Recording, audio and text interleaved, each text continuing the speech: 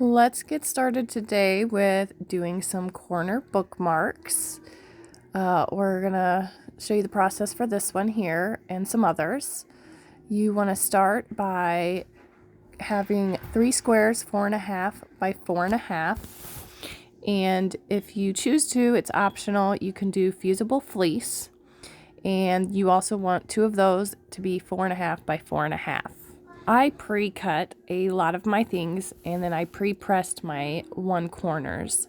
So you're going to start by making a sandwich out of your materials, just like I'm doing right here. And you're going to pin everything together, right side together. Keep your edges as close together as you can. And then we're going to sew at 3/8 of an inch seam allowance for the outer edges. And you want to make sure that you're leaving at least about a 2-inch gap so you can turn your stuff right side out. Once you're done with that, you're going to cut at a 45-degree angle your edges off. Be cautious to not accidentally cut the seam you just made. And then you're going to press your outer seams flat. I like to cheat and use my Cricut press. And then you're going to gently, turn it in right side together and right side out, I guess, rather. And you're going to use your point turner if you have one. We got ours from our Mrs. Quilty box. And just be a little cautious because you could probably very easily push your point through. So just gently work your corners and your sides out till you're satisfied with how it looks. If you're using fusible fleece, you'll want to attach those to your 2 unfolded squares on the wrong sides. So just FYI. And then afterwards, once you finally have everything together, you are gonna close up your gap by actually creating a cute seam on the outer edge that you'll be able to see. This particular one, I did not follow the 1/4 inch typical seam allowance because my edges were just a tad bit smaller, so I tried to stick a little bit closer to my edge than I should have, but it still turned out all right. One of my tips that I've learned over the years that I just like the continuous flow of it is as you're encroaching the corners, use your hand wheel to actually turn your needle down to the point where you actually want to stop. Leave your needle down, lift your footer up, pivot, put your footer back down, and continue on.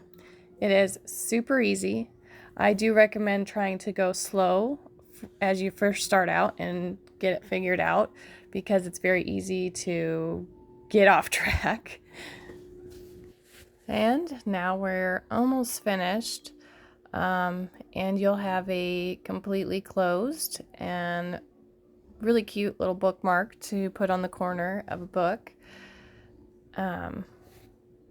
Yeah, I just found it super easy, and these are very easy to whip up quickly, or you can even set up, I like to do several at a time to make it more worthwhile and more efficient. So I had a lot of fun. My daughter's really excited to do these because we would like to do some fairs and stuff. So I think these projects are very user-friendly. I highly recommend if you are a beginner like all of us in this house, you check out the Mrs. Quilty because they've got all sorts of projects for all sorts of levels, and it's pretty easy to follow compared to some books. So yeah, here's just some of the many fabrics that I've pre-cut and we're going to piece together. And then let's get going on a few more. And I'll speed up this video a little bit just for all intents and purposes, but it'll follow you through the whole way. Like I said, again, I pre-cut everything and I pre-pressed what I was ready to do within it. Your first seam allowances as you make your first sandwiches should be 3/8 of an inch, and your top stitching to seal in everything should be a 1/4 inch, which you can adjust if you're off a little bit. Make sure you're leaving about a 2-inch gap just so you can turn it right side out after you complete it. And you also want to make sure that to have some like cleaner edges, that you definitely want to press your seams outwards so that way they're all nice and flat, and also cutting those corners at about a 45-degree angle before you turn it right side out. And then on the outside, again, I'll say it one more time, is to make sure when you're doing your top stitch that you're about a 1/4 inch inward, and you can adjust it like I did for my first few that I were just a hair off a little bit. So they still turned out good. It doesn't really matter. Do what you do and you'll figure it out and what works best for you. So hopefully you guys find this easy to follow. I'll post links below so that way you can check out some of the products and how I've acquired them. Very helpful. Like I said, we signed up to do Mrs. Quilty. It was more for my girls. However, I'm teaching all 3 of my kids while I'm learning to do these cool little projects from the little booklet that we get in our boxes. And it's just a lot of fun. Actually, my kids are having a blast doing it. We just finished our first squares. Each book comes with a square of the month, basically. And we've got finally through the first set, and we're about to begin the second one.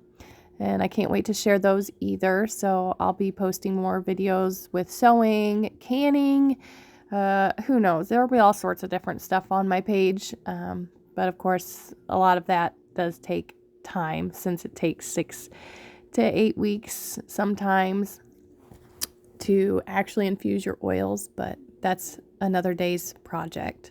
So thank you again for watching, and I hope you found some value in this. And this is pretty much all about watching me learn as I'm self-teaching to sew. Have a good day, and like, subscribe, you know, the normal things I guess that people usually ask for. If you want shorter videos or some of the other fun stuff that probably won't make it to my YouTube, you can check out my Instagram or TikTok. I'm not as well versed with TikTok, so I gotta be honest, I don't really like it, but I am on it, and that's pretty much the same as my Instagram. So have a great day, you guys.